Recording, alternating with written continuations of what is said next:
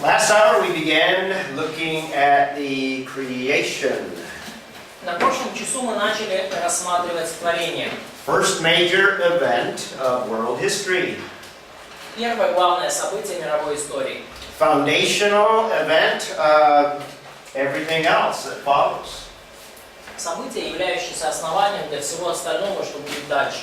So it's important that we understand what God is saying in describing the creation. И потому очень важно понимать, что Бог говорит, описывая творение. We're looking at basically Genesis 1 and the first part of chapter 2. Мы сейчас посмотрим в основном на Бытие первую главу и первую часть второй главы. I see Genesis 1:1 as a summary statement of all of the creation. И я вижу Бытие 1.1 как итоговое утверждение о всем сотворении. We ended the last hour looking at verse 2, which I think gives us the conditions for the creation. И на прошлом часу мы уже рассмотрели стих 2, который, как мне кажется, дает нам изначальные условия для творения. That introduces basically the 6 days of creation.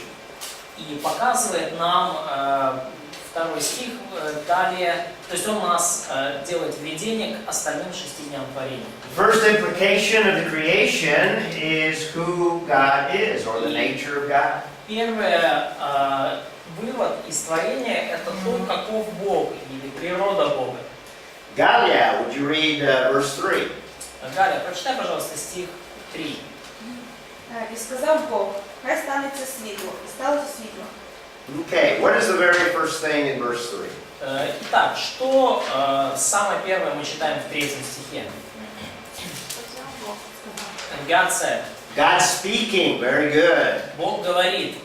Now, there's far-reaching implications in that little phrase, God said. И есть далекоидущие выводы, которые можно сделать из этой фразы, что Бог сказал. What does the world say is the origin of language?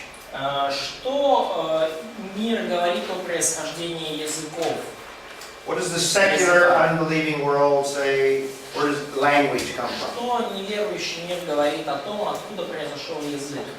So they said that in the beginning there was no language, that was just like sound. Okay. Then Very good. word. In other words, evolution or the mind of man produced language. Иными словами, они говорят, что эволюция или человеческий разум произвели язык. But what we have in Genesis 1:3 is basically the origin of language. Но что мы видим в Бытие 1.3, по сути, это происхождение языка. The origin of language is not in man, but it comes from God Himself. Происхождение языка не в человеке, язык происходит и от Бога лично. So Genesis 1 not only gives us the creation of the material realm, И Бытие 1 указывает нам не только на сотворение материальной вселенной, but it also implies things invisible as well that God brings about. но также подразумевает некоторые невидимые вещи, которые Бог принес. Colossians 1 says that God creates both visible and invisible things. Колоссянам 1 говорит, что Бог является Творцом всего видимого и невидимого. So implied here is the origin of language. И здесь уже подразумевается сотворение языка. Language begins with God. God speaks. Язык начался с Бога. Бог первым сказал. Now when we see later on that God creates man in His image, И мы позже увидим, что Бог сотворил человека по своему образу. we're going to see that God built into man that capability to speak or to communicate. И мы увидим, что Бог встроил в человека вот эту способность говорить, общаться. But language doesn't begin with man, it begins with God. Но язык все равно не начался с человека, язык начался с Бога. So what we have right off the beginning is revelation, God revealing, God speaking. И вот что мы видим с самого начала, это откровение. Бог открывает себя, Бог говорит. Communication and language, God communicates. Бог высказывается, Бог говорит. Мы видим здесь языки. So what we have here is the origin of language in the very first verses of the Bible. И что мы видим? Что в самых первых стихах Библии мы видим уже происхождение языка.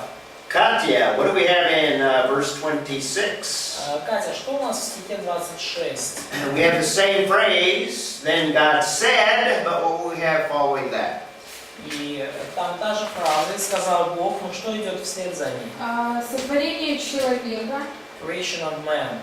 Okay. Ну и сотворим множественное число, опять же. Let us make. So, Okay, let us, what does that tell us? Что это нам говорит? Троица. Trinity.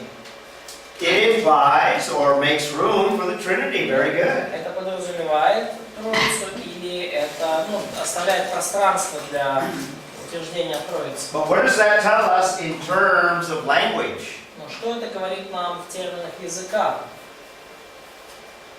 That there's, go ahead. Anyone?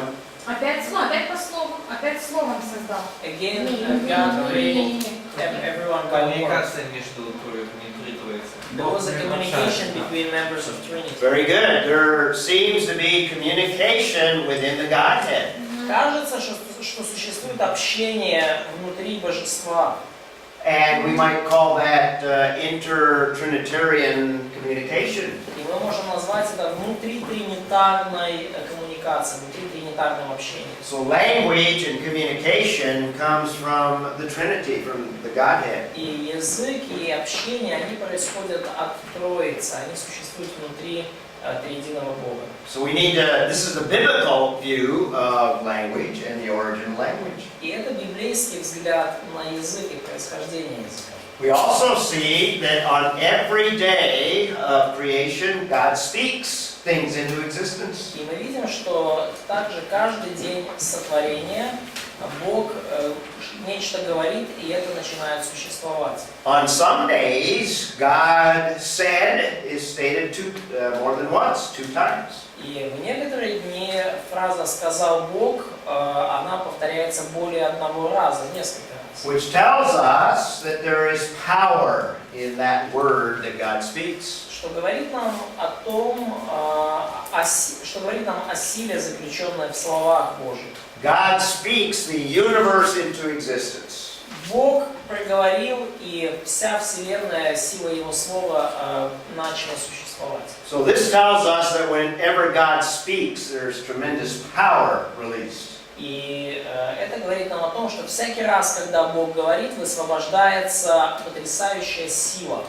Power that can call things that do not exist into existence. Та сила, которая то, чего не существовало, эта сила делает существующим. So when we have a record of what God said, what God speaks, И у нас есть запись того, что Бог сказал, что Бог проговорил. there's power in God's word. И есть сила в Божьем Слове.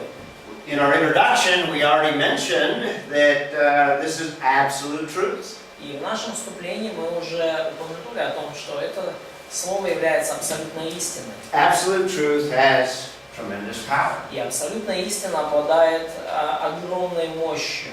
So, right from the beginning in verse 3, when it says God said, it has far-reaching implications.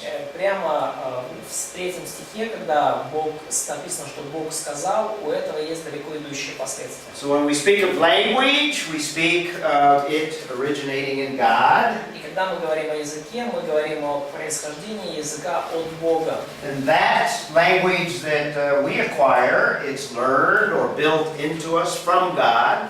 И этот язык, как мы понимаем, он встроен, он в нас, он дан нам Богом. We're going to see that later on, language is perverted by sin in chapter 3.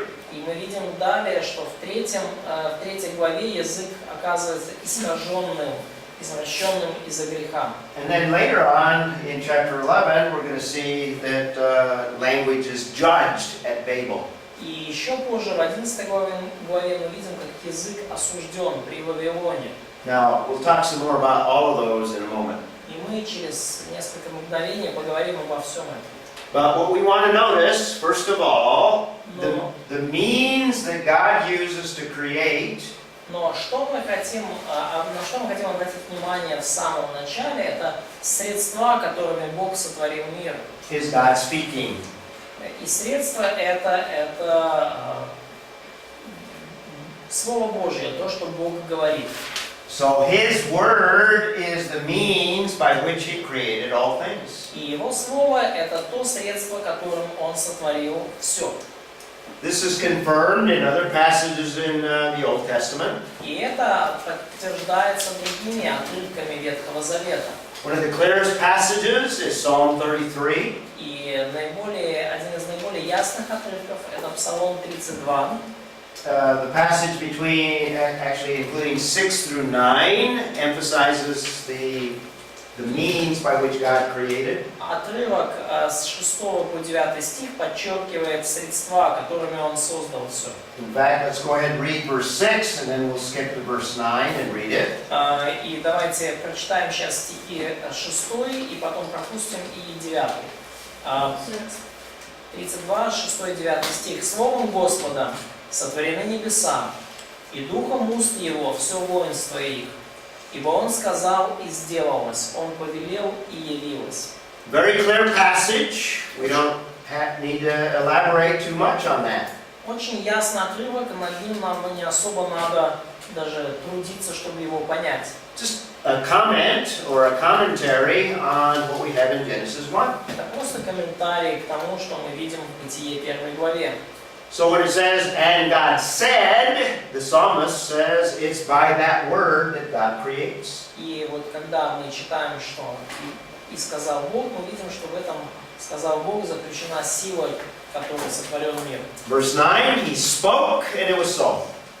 И в 9 стихе мы видим, что Он сказал, и сделалось. He commanded and it stood fast. Он повелел, и оно явилось. That's a description of what God is doing in Genesis 1. Это описание того, что Бог делает в Бытие 1 главе. So He creates by His word. Итак, Он создал мир своим словом. He also uses wisdom in His creation. Он также использовал его мудрость в сотворении. And there's many verses in the Old Testament that speak of creating using power, His omnipotent power. И также многие другие отрывки в Ветхом Завете говорят о силе Божией, всемогущей силе, которую Он использовал при сотворении мира. Now we're going to see as we work our way through Genesis 1 И мы увидим, когда мы будем прокладывать себе путь через Бытие 1 главу, the Bible does not in any way support the idea of evolution.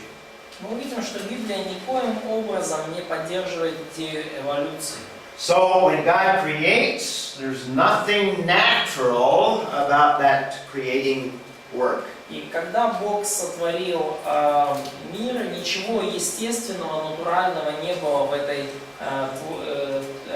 этом труде сотворения. So God doesn't use natural means in His creative work. И Бог не использовал естественные средства, сотворяя мир.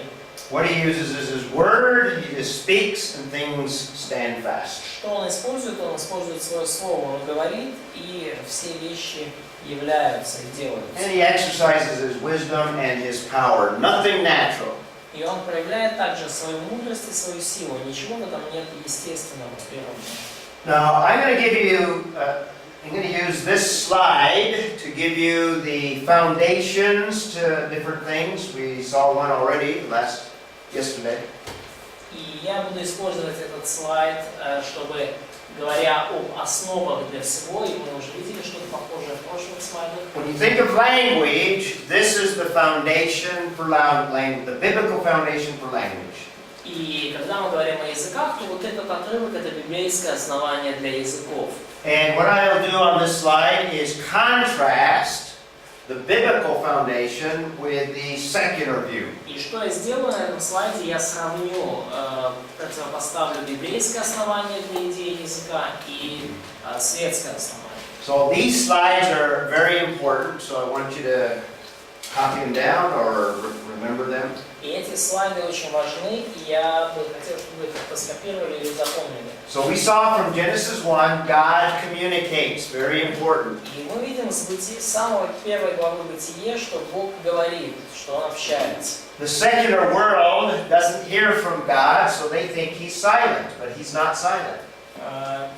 Мир неверующих людей, светский мир, он не слышит от Бога, и поэтому думает, что Бог молчит, но Он не молчит. When God speaks, tremendous power is released. И когда Бог говорит, огромная сила высвобождается. And God speaks often in history. И Бог часто говорит в истории. He begins by speaking everything into existence. Он начинает с того, что проговаривает, и благодаря Его Слову вещи начинают существовать. Все начинает существовать. Later on, when we talk about the creation, we're going to see that there's information built into the creation. Немного позже, говоря о сотворении, мы увидим, что определенная информация встроена в сотворение. So when God communicates, He builds some of that communication into the creation itself. Build, communication, integration. He builds communication or information into the creation. И когда Бог говорит, Он определенную информацию уже помещает, встраивает в сотворение.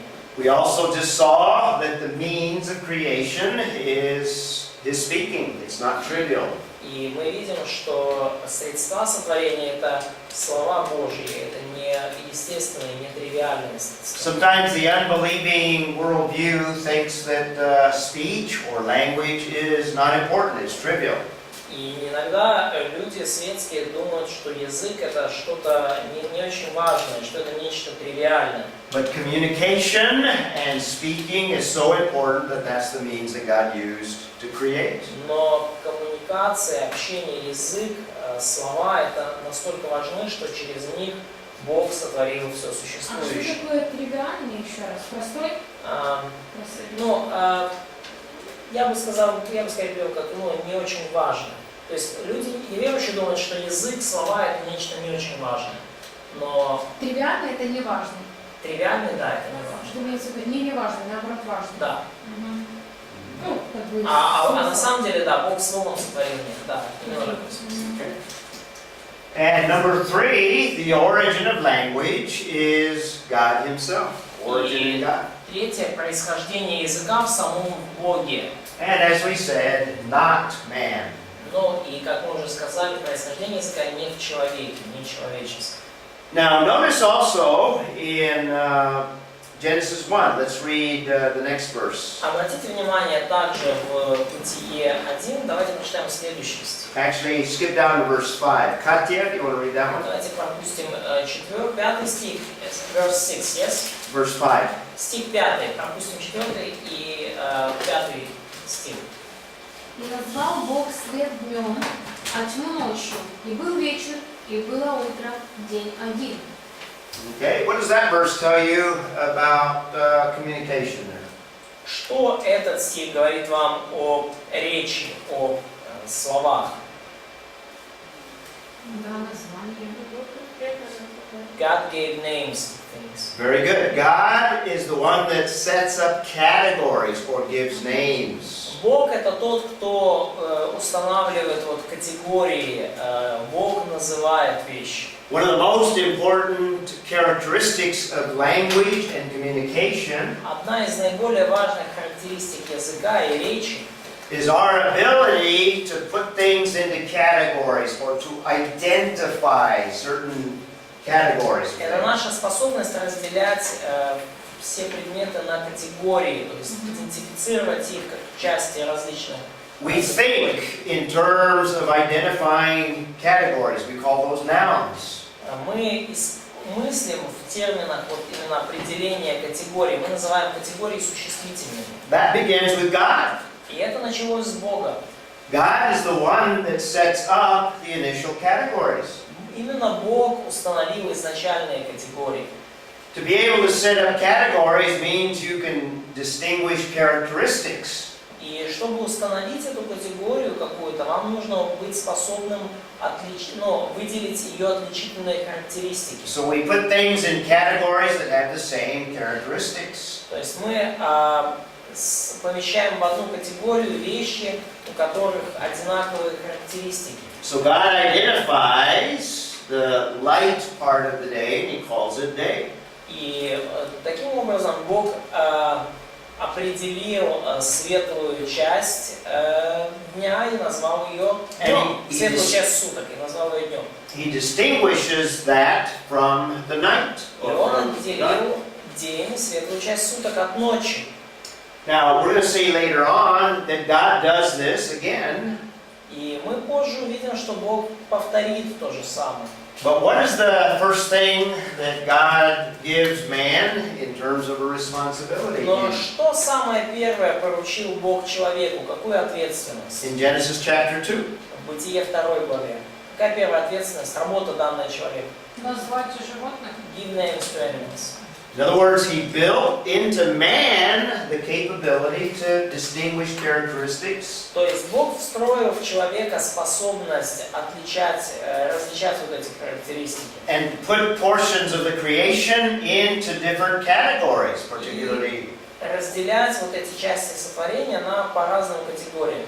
And by the way, this is what science does. Science puts things into categories. И вот, кстати, это то, чем занимается наука. Она разделяет вещи на различные категории. But it's also a basic characteristic of language. Но также это базовая характеристика языка. So God built into man the ability to identify different characteristics in animals. И Бог вложил в человека способность различать основные характеристики животных. And to be able to put those different animals into different categories according to their И names.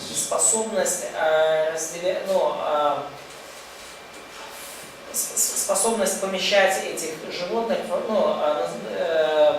разделять их на различные категории согласно их именам. So language originates in God. И язык произошел от Бога. And fourthly, God is the one that names things initially. И Бог первый, кто называет вещи. It's not linguists that identify categories, it's God. Это не лингвисты определяют категории, дают имена, это Бог делает. And then fifthly, God builds that ability into man. И в-пятых, Бог встроил эту способность в человека. So the concept of identifying categories didn't come about as a result of evolution. И концепция именования различных категорий, определений, она не пришла с эволюцией. Now this is just the beginning of our foundation for language. И это лишь начало нашего основания для языка. When we get to chapter 3, we're going to add to it. We'll have a 6, and then we'll have more later. И когда мы доберемся до 3 главы, мы кое-что добавим к этому, будет пункт 6 и ниже. But in terms of Genesis 1, we have at least these 5 foundation stones relating to language. Но в терминах Бытия 1 мы уже видим вот эти 5 краеугольных камней как основания для языка. So what language does is it gives distinctions, and we see that in Genesis 1. Итак, что делает язык? Он вводит определенные отличия, и это мы видим в Бытие 1.1. These distinctions that we can make in our mind are the basis of thinking, the basis of thought. Эти отличия, которые мы фиксируем своим умом, это основание для нашего мышления. And they are the basis of communication. И они являются основанием для коммуникации, для общения.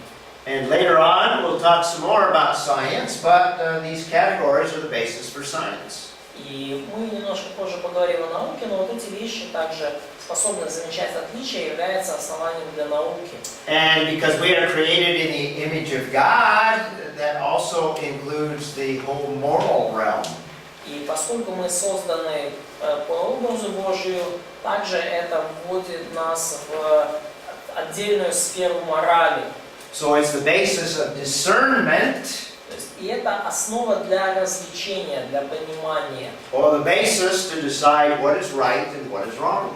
Основа для развлечения и решения, что такое хорошо и что такое плохо. The ability in our mind to make distinctions and put things into То categories. есть вот это наша способность нашего сознания выделять отличия и разделять предметы, вещи, явления по категориям. So it includes the moral realm as well, to discern certain things. Сюда включается также моральная сфера, то есть способность различать те или иные вещи, различать добро и зло. So God speaking in verse 3 has far-reaching implications. То есть то, что Бог говорит в Бытие 1.3, это имеет далеко идущие выводы. Another area is that it's the basis for God's judgment. И также вот эта способность отличать является основанием для Божьего суда. And we'll talk a lot about God's judgment when we get to Genesis chapter 6 and 7. И мы много поговорим о Божьем суде, когда доберемся до 6 и 7 главы Бытия. And what judgment is all about is God separating evil from that He loves. From what? From... Separating evil from that He loves. Ага. That's judgment. И что происходит при суде? Бог отделяет зло от тех, кого Он любит. That's what God is doing throughout world history. От того, что Он любит. И это вот то, что Бог делает на протяжении всей истории. We have a lot of judgment in all of world history. И в течение мировой истории совершалось и совершается много судов. A lot of judgments in the Old Testament, but also New Testament. Много судов было в Ветхом Завете и также в Новом. And what I already said is God is working in world history to separate out evil.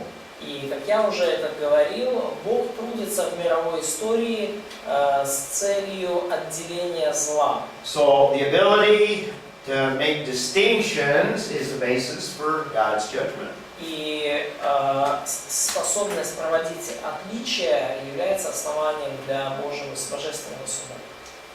Okay, so Genesis 3, verse 1, then God said. И вот Бытие 3, день 1, Бытие 1.3. Now let me give you kind of Сказал Бог. let me give you the structure of each of the days. И давайте я дам вам структуру каждого дня сотворения. And we can use day 1 as something of a pattern. И мы можем использовать день первый как определенного рода образец, шаблон. We have 7 parts to that structure of each of the days. У нас есть 7 частей в структуре каждого дня. Sometimes some of them are missing, but in general most of them are part of the structure. Иногда некоторые из них пропускаются, но в целом все они являются частью этой структуры.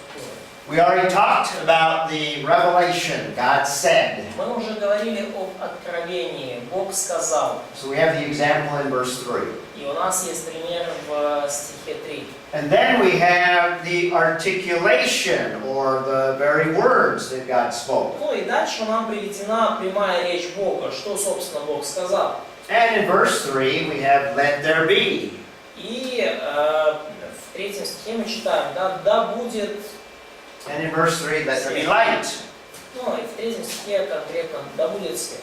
And in the 6 days, then we have the accomplishment of what God speaks. И в течение вот этих 6 дней мы читаем постоянно о выполнении того, что Бог сказал. And in some cases, it is simplified, and it was so.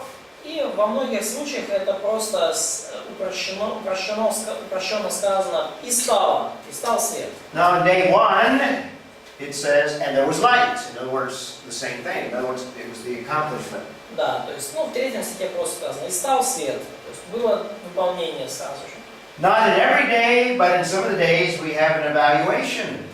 И не только в этом дне, но и в других мы видим определенную оценку. It was good. И увидел Бог свет, что он хорош. And we have the evaluation in verse 4 of day 1. Мы видим эту оценку в 4 стихе. And sometimes we'll have a distinction like we do in verse 5. И иногда у нас есть выделение отличительных черт, как в 5 стихе. Or on some occasions we have a blessing. Или в God некоторых blessing the случаях creation. есть благословение, когда Бог благословляет свое творение. And sometimes we have a naming, like we do in verse 5. И иногда мы также видим именование, присваивание имен, как в 5 стихе. He called the light part of the day, he called it day. Назвал Бог свет днем, а тьму ночью. And he called the dark part night. So we have a naming. Да, назвал Бог свет днем, тьму ночью. Вот у нас есть такое именование. And then every day is concluded with a chronological note. И каждый день завершается такой хронологической заметкой. And it begins with, and it was evening, and it was morning, day, in this case, day 1. То есть и был вечер, и было утро, день такой-то. Ну, в данном случае день первый, день один. So on day 1, God creates light. Итак, в первый день Бог сотворил свет.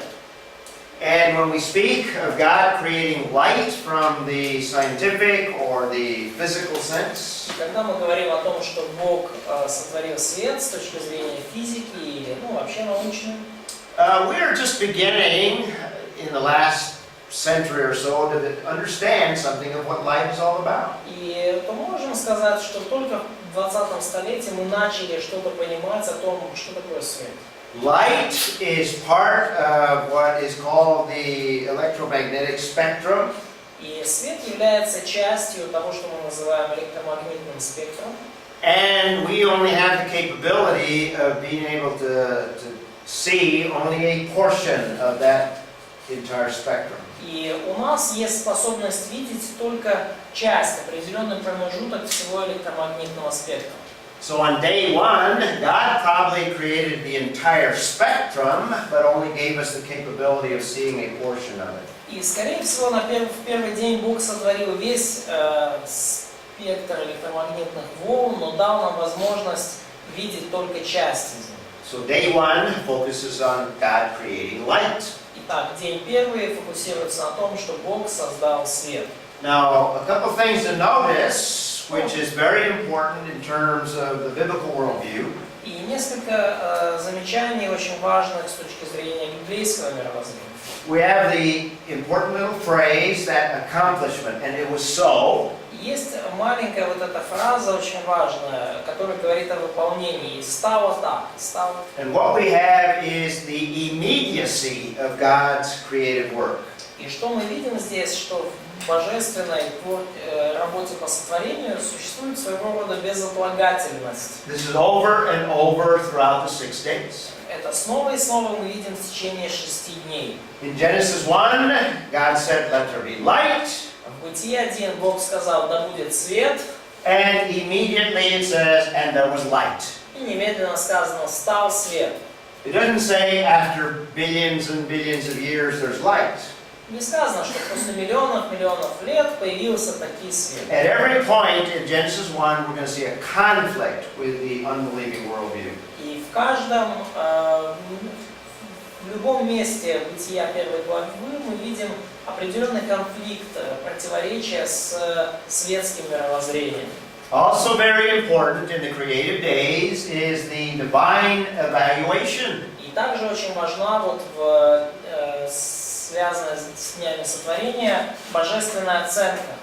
The stress is the goodness of the original creation. И акцент всегда на том, что изначальное творение было очень хорошо. Now, the reason it's stressed is because the world in which we live in is not good. И причина, почему это подчеркивается, в том, что мир, в котором мы живем сейчас, уже не настолько хорош. The world in which we live in is affected by sin. Мир, в котором он живет, поражен грехом. When man fell, all of the creation was affected. Когда человек пал, все творение было, оно испытало на себе влияние этого падения. We'll see that when we talk about the fall of man, the next major event. И мы увидим это более подробно, говоря о падении человека. Это следующее событие. So it's very important to understand that the original creation was good, and when God completed it, it was very good. И это очень важно понимать, что изначальное творение было хорошо, и когда Бог его завершил, оно было весьма хорошо. Katya? Вот, а как вы думаете насчет хорошо? то, что сейчас мерзкое творение, ну, то, что очень неприятно было тогда или нет, как вы Вот, думаете? например. Ну, например, черви, тараканы, So, пауки. when the ladies' question, how do you think if the original creation was really Просто ваше good? мнение. So, how do you think was these animals like such creatures like worms, moths, rats, some insects, the part of original creation? We'll talk about that when we talk about the fall of man. Мы поговорим об этом, говоря о падении человека. Мор, например. Or, for example, pain. Yes, the creation was affected, is the point. Да, то есть творение пережило на себе, дурные последствия падения. In fact, the point I'm going to make is that the creation was radically affected. Творение сильно пострадало, и даже я бы сказал, что творение пострадало, радикально, да. Творение испытало радикальные перемены. And because our culture emphasizes science so much, И поскольку в нашей культуре такое сильное внимание придается науке, I'm going to emphasize and bring out the scientific changes that took place. то я также расскажу вам об определенных научных изменениях, которые имели место. And the Bible itself makes those changes evident. Изменения, подтвержденных наукой. И также и Библия ясно свидетельствует об этих изменениях. So we'll look at those little pieces of information from the text. И мы увидим эти небольшие кусочки информации в тексте. But it's important that we realize and understand that the original creation was different from the creation that we experience today. Но очень важно осознавать и понимать, что изначальное творение оно очень отличалось от творения, которое мы видим сегодня.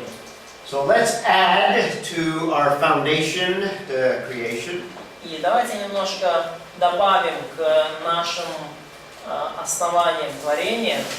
So it's not only built into man, И мы видим, что язык не только встроен в человека, but we will see in Genesis 3 everything changed, но мы увидим, что в Бытие 3 главе все поменяется, including language. включая язык. For the first time, now language is perverted. В первый раз в истории теперь, после грехопадения, язык оказывается искаженным, извращенным. We have deception of the serpent. Мы видим обольщение змея. And then later on, we're going to see perversion of language even amongst Adam and Eve. И чуть позже мы видим уже искажение языка даже у Адама и Евы. The secular world says that language and linguistics is neutral. In other words, it has no moral aspects. И лингвисты светские говорят о том, что язык нейтрален. Иными словами, он не несет никакого морального, не имеет никакого морального аспекта, не несет морального значения. The Bible takes a different view and gives us a different perspective. Но Библия, она придерживается другого взгляда и другой позиции, показывает нам другой взгляд на язык. Communication and language is affected by sin. И коммуникация, и общение, язык, все это было поражено и испытало вред от греха. So now man has the capability of deceiving, of lying. И теперь у человека появилась возможность обманывать, обольщать, лгать. And later on in chapter 11, when we talk about Babel, we will see that God judges language at Babel. И чуть позже, в 11 главе, мы увидим, что язык был осужден при Вавилонской башне.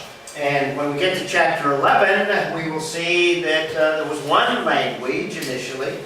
И когда мы вернемся, мы дойдем до 11 главы, как мы придем к 11 главе, мы увидим, что изначально язык был один. And God confused the language. We'll talk about what that might mean. И что позже Бог смешал языки, и мы поговорим о том, что бы это значило.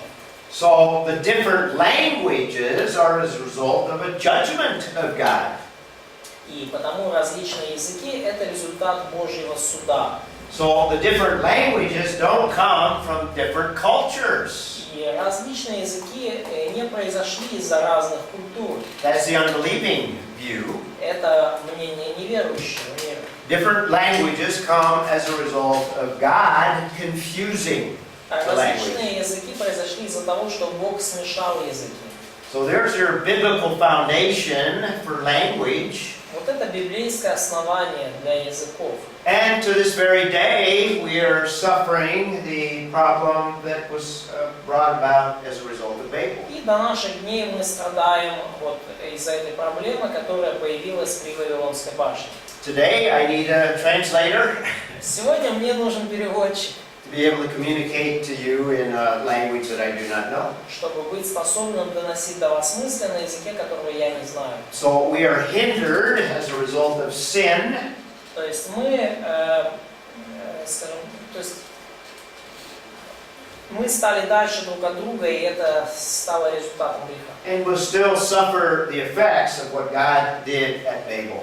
И мы все еще страдаем от того суда, который Бог произвел при Вавилонской башне. Now the Bible doesn't mention it, but I would assume, Ну, Библия этого не упоминает, но я бы предположил, since God is going to restore all things to even better what they were in the original creation, что поскольку Бог восстановит все творение к состоянию, которое даже лучше изначального, I think it's reasonable to conclude that God is going to restore a unified language, perhaps in the millennial kingdom. и я думаю, что, я предполагаю, что, возможно, Бог действительно восстановит единый язык, по крайней мере, в тысячелетнем царстве. Didn't he on the day of Pentecost kind of give a little bit of a sample of what he can do with language? И вы помните, да, что Бог сделал в день Пятидесятницы, и может быть это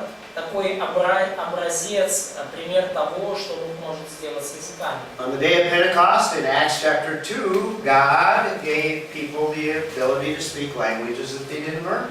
В день Пятидесятницы, в Деяниях 2 главе, мы помним, что Бог дал людям способность говорить на языках, которые они не учили. So I think it's reasonable to conclude that in the future God is going to reverse the effects of not only the fall, but also the effects of Babel.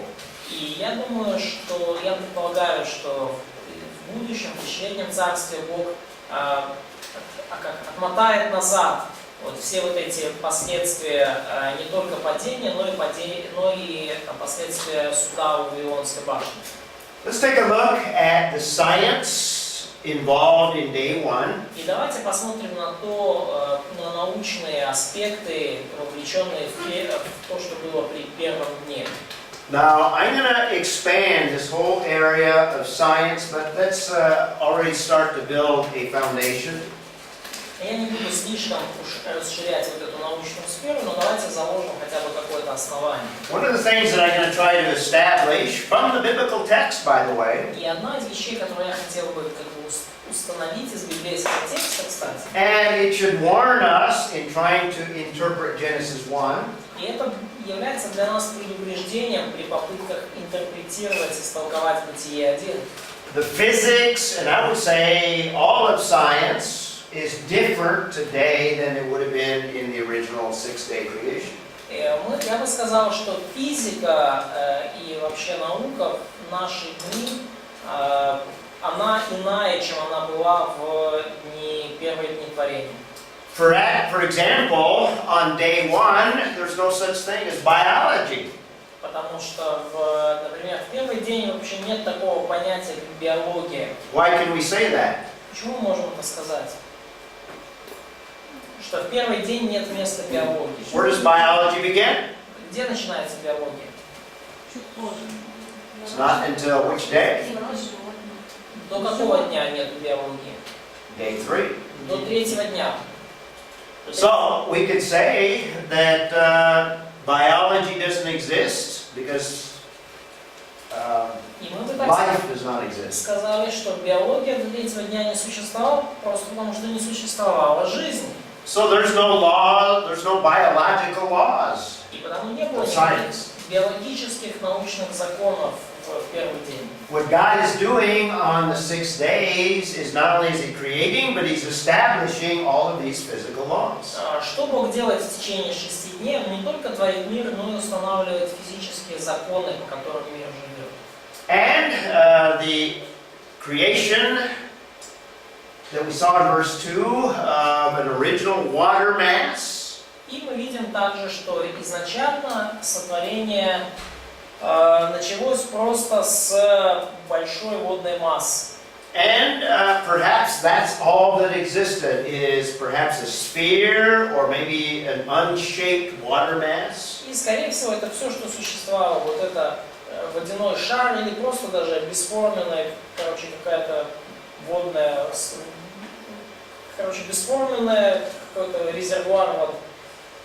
So on day 1, there's no biology, there's no zoology. В первый день, потому нету никакой у нас ни биологии, ни зоологии. There's no geology, Даже геологии нет. because all we have is a water mass. Потому что все, что у нас есть, это просто масса воды. I already mentioned that the earth is at the center of all things here. И я уже упоминал, что Земля находится в центре всего здесь. And this is speculation, but there's the possibility of high gravity, high density of this hot water. И это, конечно, только предположение, но похоже, что эта вода обладала высокой силой притяжения, высокой плотностью и температурой. And we have light. И также у нас есть свет. What is that source of light? Because that introduces a problem. Что является источником света? Вот здесь у нас возникает проблема. Что является источником света? Because remember, the sun and moon are not created till day 4. Вы помните, да? Солнце и Луна, их нету до 4-го дня. So what is this light? Так, откуда же этот свет взялся? So some of the laws of physics have not been introduced yet. То есть еще некоторые законы физики не появились на этот момент. Ну, уже вода начала светиться. Maybe water started to shine. Water starts to shine. Как светится это? Well, keep in mind that. Go ahead. Может, электричество такое? Maybe some electricity started. Серьезно. Мы в школе по биологии учили, что жизнь, вот эти аминокислоты, нужно электричество. Они светятся. In school they studied that for starting of life you need some electricity and water. Вот этот шар, он это электризовался. Maybe this sphere of water was electrolyzed somehow. Okay. That's as good a speculation as what you'll find out there. Ну да, интересные разные предположения можно тут найти. Now, for some, this is a major problem because they say, how can this be without a sun, without the light of the Но sun? для многих это вот является серьезной проблемой, потому что они спрашивают, как же может свет появиться без солнца? But just as you indicate, the sun is not the only source of light. Но как вы уже на это указали, солнце не является единственным источником света. You mentioned that light can also be produced by electricity. Вы упомянули также, что свет может происходить от электричества. Light is also produced by some chemical reactions. И свет также производится определенными химическими реакциями. And light is produced by nuclear reactions. И свет производится ядерными реакциями. So the sun is not the only source of light. И солнце потому не единственный источник света. So scientifically, what we would say is that God creates light И с научной точки зрения можем сказать, что Бог создал свет on day 1, на первый день, and that light that He created on day 1, и свет, созданный им на первый день, He builds into the sun to be able to radiate that light back to Earth or out into the universe. встроил в солнце, чтобы оно могло освещать Землю, ну и всю Вселенную также. So the sun is not the source of light, God is the source of light. И солнце не является источником света, Бог является источником And света. when he builds a sun, he builds it with the ability to radiate that light that he creates on day one. И когда Бог творил солнце, Он создал его способным излучать свет, тот свет, который был уже создан в первый день. Now there are some theologians that believe that the source of light is God himself because God is light. И есть некоторые богословы, которые считают, что источник света это Бог сам по себе, потому что Бог есть свет. But I would say that the emphasis of Genesis 1 is not so much the light of God, Но я бы так сказал, что акцент Бытия первой главы не столько в свете Божьем, исходящем от Бога. but the emphasis of Genesis 1 is God creating the material realm. So he's creating the light that is part of the material realm. Но акцент Бытия первой главы это Бог, создающий материальную вселенную, материальную реальность. И свет, создаваемый здесь, является частью материальной реальности. Now the point you might make that I don't have on the slide here И еще один пункт, который я могу из этого вывести, его нет на we слайде. could say something similar in relationship to time. Мы что-то подобное можем сказать в отношении времени. How do we mark time? Как мы отмечаем, как мы разделяем и измеряем время.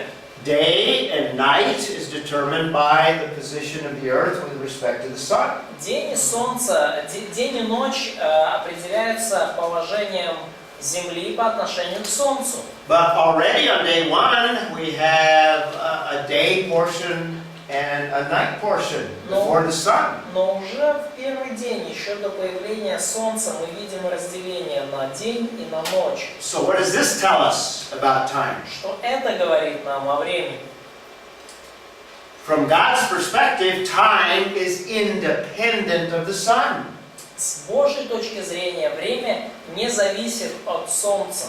In other words, God created a time frame that is not dependent on creation. Иными словами, Бог создал временные рамки, которые не зависят от сотворения. And on day 4, he sets the orbit of the earth with relationship to the sun. И на четвертый день Он установил орбиту Земли по отношению к Солнцу. To reflect that time frame that he already set up from day 1. Does that make Эта sense? орбита отражала, Он установил так, что эта орбита отражала бы те временные рамки, которые Он установил еще в первый день. Разумно ли это звучит? So that's day 1. Это вот первый день. We've already talked about the nature of God. И мы уже говорили здесь в выводах о природе Бога. I gave you an extensive introduction to the origin of language. Я дал вам расширенное такое введение в природу языка и происхождение языка.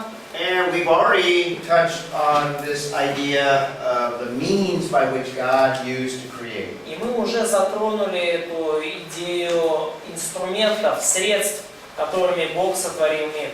God spoke things into existence. Бог проговорил, и вещи начали существовать. So on day 1, И на день первый some of the major things to keep in mind here. есть некоторые важные вещи, которые нужно держать в уме. In fact, even before day 1, we have the creator-creation distinction. И даже до первого дня мы видели отличие Творца от творения. The creator is distinct from the creation. Творец отличается от творения. And we emphasize God speaking things into И existence. также мы подчеркнули, что Бог говорит, и вещи начинают существовать. Let's look at day 2, where God does something very strange and sometimes hard to understand or И давайте посмотрим на день второй, когда Бог сделал нечто очень странное, что трудно понять и описать. It looks like on day 2, God is stretching out space. кажется, что на второй день Бог немножко растянул Вселенную. Let's read a portion of it, and then I'll make some comments. And after we get done with day 2, we'll take a break. И давайте прочитаем стихи 6 и 7, from 6 to 8, yes? Yes, Sergey, first of all, read verse 6. Сергей, прочитаем 6 стих, он преподаватель сделает комментарий, пойдем на него. И сказал Бог, да будет твердь посреди воды, и да отделяет она воду от воды. Okay? When it says, let there be an expanse, То есть вот сказано, да будет твердь посреди воды. the Hebrew word is rakia. Еврейское слово ракия. That Hebrew word has the idea of spread out thinness. Spread out thinness. I don't know how you. Ну, это еврейское слово имеет смысл вот такой, ну, растянутой какой-то поверхности. В новом переводе свод. Да. I think what it is, it's a word that describes space. И, как мне кажется, это слово, которое обозначает космическое пространство. So I believe that what God is doing on day 2 is stretching out space. И, как мне кажется, что здесь Бог делает, Он растягивает вот это пространство. And remember, the earth is only what? What is the earth И вы composed помните, of? да, что вначале что такое земля? Just water. Just water. Просто вода. On day 2, it seems that God is taking some of the water and stretching out. И кажется, что на второй день Бог берет часть этой воды и растягивает ее. Let's read verse 7. Masha. Стих 7. И создал Бог твердь и отделил воду, которая под твердью, и от воды, которая над твердью, и стало так. Okay. What does God separate on this second day? Что Бог отделил на этот второй день? Anyone? Separating waters. Он отделил воды. Now, there's two ways of viewing verse 2. И verse 7. I mean, verse 7, rather. Есть два способа, два пути, как можно смотреть на стих 7. Some theologians believe that what God is separating is the waters from the earth from waters that exist in the atmosphere. И некоторые богословы видят это так, что Бог отделил воду, которая, на земле, моря и океаны, от атмосферы, то есть от облаков и всего, что. So you have the waters that make up the clouds in the atmosphere. То есть у вас есть вода, которая образует облака, тучи в атмосфере. And God's separating those waters from the ocean waters И on Бог earth. отделил эту воду от океанической воды, которая, на поверхности земли. Now this is a traditional view, and most commentators take that view. И это традиционный взгляд, большинство комментаторов его придерживаются. But I think what we have on day 2 is much bigger than that. Но я думаю, то, что мы видим на второй день, это нечто намного большее, чем это. And I'm going to mention a friend that used to work at a national laboratory in my country. НАСА? No, this was Sandia National Labs, Наша. a national laboratory. И я упомяну сейчас моего друга, который работал в национальной лаборатории в Штатах.